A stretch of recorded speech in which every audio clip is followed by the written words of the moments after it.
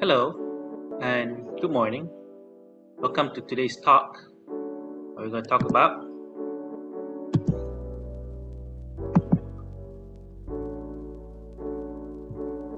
dyslipidemia.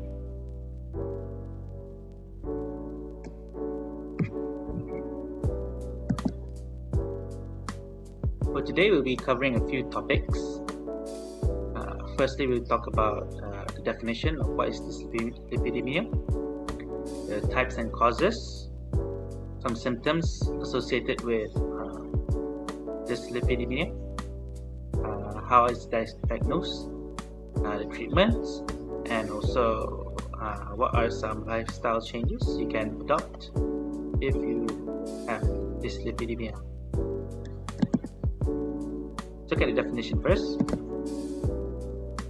So dyslipidemia occurs when someone has abnormal levels of lipids in their blood.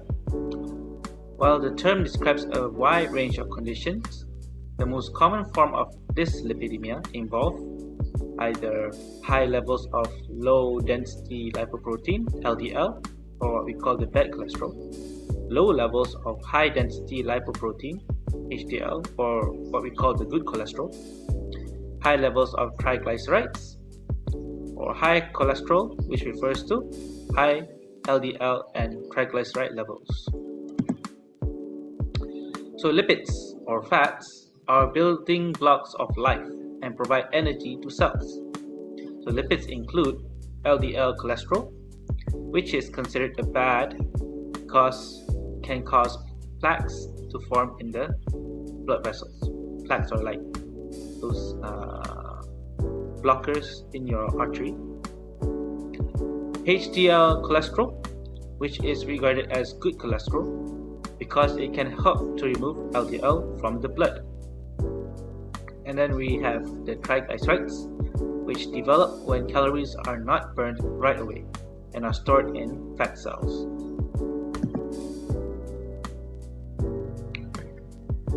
So healthy blood lipid levels naturally vary from person to person. However, people with high levels of LDL and triglycerides or very low HDL levels tend to have a higher risk of developing atherosclerosis. Atherosclerosis develops when hard fatty deposits called plaques accumulate in the blood vessels, making it difficult for blood flow.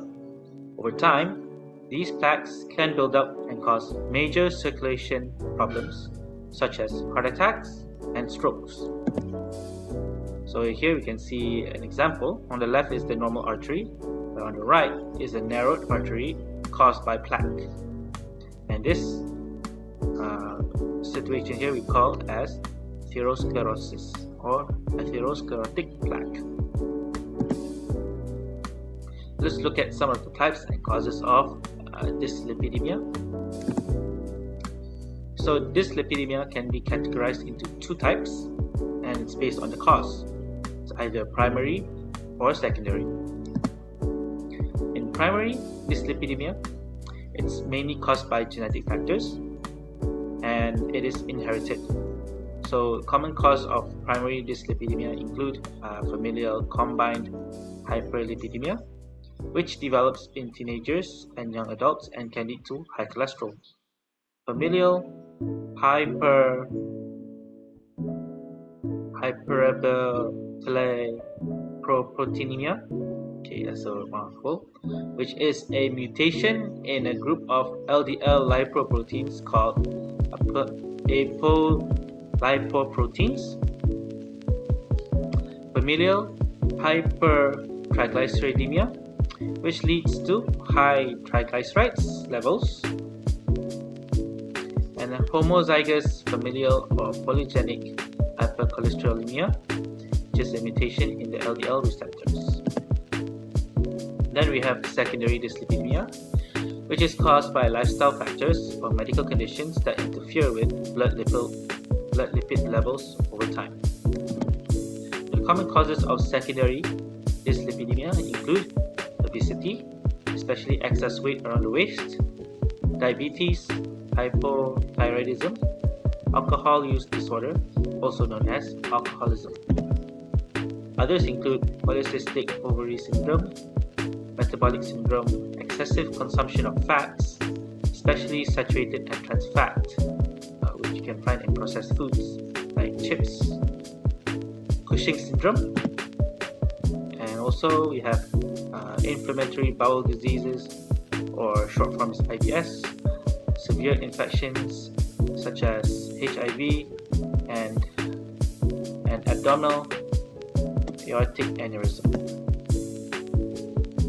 Let's look at some of the common symptoms associated with dyslipidemia. So unless it's severe, most people with dyslipidemia are unaware that they have it. So it's mostly asymptomatic. Severe or untreated dyslipidemia can lead to other conditions such as coronary artery disease and peripheral artery disease. Both coronary and also peripheral artery disease can cause serious health complications, which include heart attacks and strokes. So due to that, maybe you'll have some symptoms from stroke and also heart attack. So common symptoms of these conditions may include you can feel pain in your leg, especially when walking or standing, chest pain, tightness or pressure in the chest and shortness of breath, pain, tightness and pressure in the neck, jaw, shoulders and back, indigestion and heartburn, sleep problems and daytime exhaustion, so you feel tired in the morning and have difficulty in sleeping, dizziness, heart palpitations, cold sweats, vomiting and nausea, swelling in the legs, ankles, feet, stomach and veins of the neck, fainting. And these symptoms may get worse with activity or stress and get better when a person rests. So you should talk to a doctor about chest pain, especially any of the above symptoms accompany it. Anyone who experiences severe chest pain, dizziness and fainting or problems breathing should seek emergency care. Let's look at how dyslipidemia is diagnosed. Dyslipidemia is diagnosed by measuring serum lipids. Okay, so they'll take a sample of your blood test. So routine measurements or lipid profile include total cholesterol (TC), TGs, triglycerides, and HDL-C. These results are used to calculate LDL and VLDL-C. So LDL is the low density lipid count, and volumetric low density lipid count, lipoprotein. Dyslipidemia is often diagnosed with routine screening tests. It may also be suspected in patients with complications of dyslipidemia, for example, atherosclerotic disease. Physical findings are less common and suggest primary dyslipidemia. So the go-to method is usually taking a blood sample. So what to expect? First, a phlebotomist or a nurse draws the blood. Second, the level of fat in the blood are measured. So fat equals cholesterol plus triglyceride plus lipoproteins. And the high levels are increase mean the increased risk of heart and vascular disease. So what are some of the viable treatments available for today? So main common treatments for dyslipidemia or hypercholesterolemia is the prescription of the medication. We call it as a statin. Okay. Statins help reduce LDL levels by interfering with cholesterol production in the liver. There are several types of statin, and the common one we usually see is simvastatin. They all work a little differently, with some being stronger than others. Your doctor may also prescribe other cholesterol medications. They may be taken in addition to a statin or in place of a statin. There are many pros and cons to consider when choosing between cholesterol controlling drugs.